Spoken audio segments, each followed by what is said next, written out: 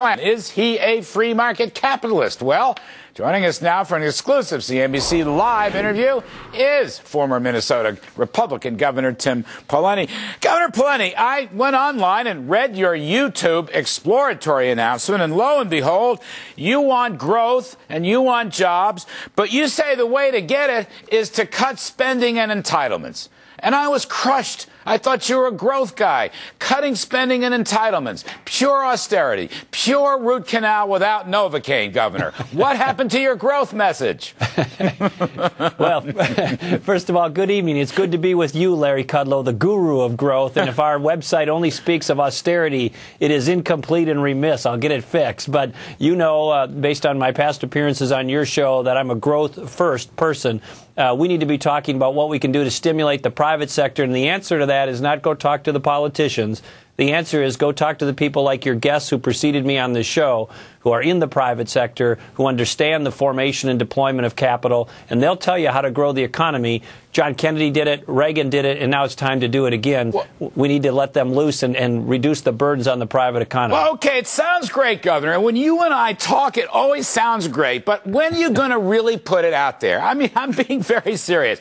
Look, Reagan had flatter tax rate reforms. I mean, I'm reading Reagan's autobiography from '94. It's so great. I don't know why I didn't read it years ago when it was first put out. Let's have new incentives. Let's stop the double tax on capital gains and dividends and estate tax and saving and investment. Where's the business tax cuts? In other words, we need specifics, Governor. You'll turn people on with specific growth measures, but you don't have them yet. Well, Larry, I think I've been in the race for all of 3 business days now, but nonetheless, I agree with what you've said, and I've talked publicly and repeatedly, although maybe you didn't see me speak on these things. We look at whether it's corporate rates, whether it's individual rates, whether it's dividends, whether it's capital gains, whether it's the death tax, whether it's capital equipment, and on down the list. We need to take all of those rates and reduce them as far as we can. We need to simplify the tax code, make it pro-growth, make it more transparent, and make it more friendly for investment and deployment of capital. We need to go back to a Graham-Rudman-style approach like Reagan did and do exactly what I just described and what you just described. Okay, so let's go to the tax rates. Do you buy into the Steve Forbes, Art Laffer, Dick Armey type flat tax? Those guys are talking what? 15, 17% flat tax rate, personal income, business income, repatriate the foreign profits from overseas, maybe have a tax holiday. Are you willing to get that specific on these items? Mitch Daniels isn't doing it. Haley's not doing it. Mitt Romney's not doing it. There's an opening here, but none of you has turned people on because you haven't been specific yet. Well, yes, but, you know, as to the flat tax, of course, I support a flatter tax rate. I don't know that we can get to a flat tax in one leap, but moving in a flatter, more transparent direction, absolutely. And as to repatriating foreign income, of course, Larry, we're getting none of that now, and offering a dramatic reduction or even a holiday for repatriation makes perfect sense. I have addressed these issues as I have a chance to get out and speak on shows like yours. People will understand that more clearly and more forcefully. Well, all right, look, did you know, in the last 10 years, I looked this up today, very careful data analysis. Last 10 years, the American economy has grown by 1.7% at an annual average rate. That is the worst decade since World War II. Now, the other reason, besides the tax problem, is the dollar.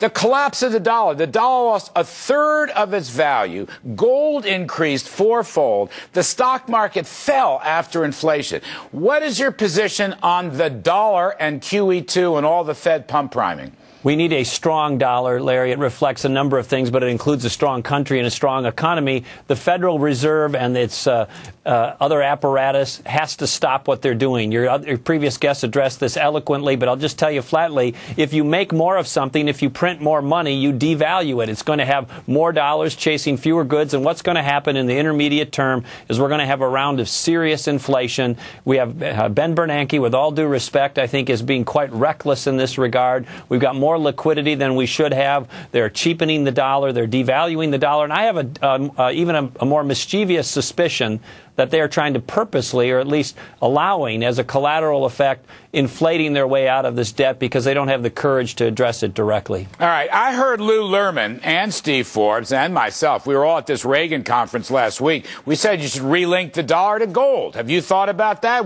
Bretton Woods ended in 1971. There's no discipline for money or fiscal policy.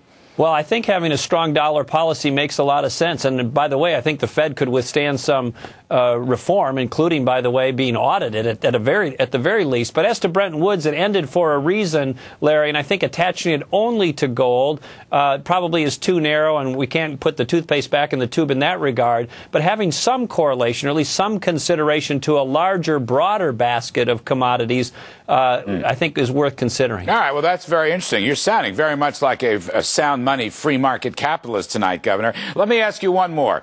Regulatory reform, because that's in effect a tax hike. All these big tax costs on business, not the least of which is Obamacare. Where are you coming on regulatory reform? Well, regulatory reform is regulations are just a hidden tax. Every burden that you put on the private sector on the deployment and formation of capital is, in fact, a tax. And so regulatory reform is critical. And I'll just tell you from my standpoint, one of the things we should do, I addressed it in a meeting the other day, bring Six Sigma to the federal government. It's just one of many things we need to do, but it's going to save money every time we've deployed it, including in Minnesota. What is that? What's Six Sigma? Six Sigma is a branding name for redesigning and making government more efficient. But as to regulatory reform, Larry, we have unbelievable delays, costs, burdens visited on the private economy because of government regulations. They need to be reduced, cut, eliminated. And the GAO report, by the way, on government overlap in this regard is stunning and really should make everybody in this country mad and inspired about the cause of regulation reform. All right, so, Governor, I want to ask you, you've had very good growth message tonight. It's a great improvement from your YouTube video. I got to tell you that. Will you post this on your website to show people this is what you believe in?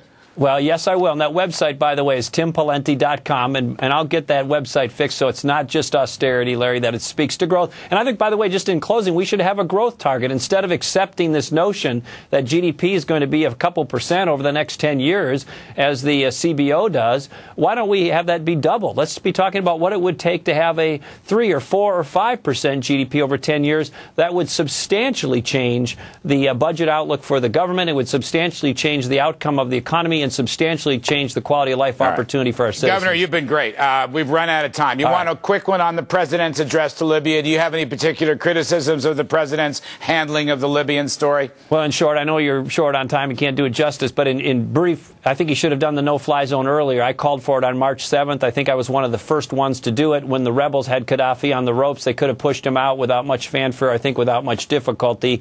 And they were indecisive and lacked leadership in that moment. All right, Governor Tim Pawlenty, former Governor Tim Pawlenty, presidential candidate. Great stuff. I hope you post it on your website, sir. Thank you for coming on the Kudlow Report. We will, Larry. Thank you. All right, folks, we are live tweeting right now at the Kudlow Report. That is all one word. And we're just moments away from the president's address to the nation.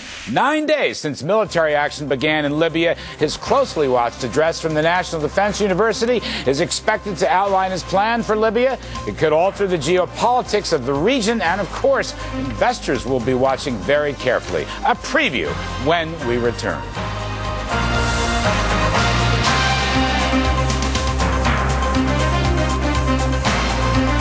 Go inside with CNBC Originals. Tonight, starting 8 Eastern, the truth about shoplifting. Then, Monday's Mean Biography on CNBC.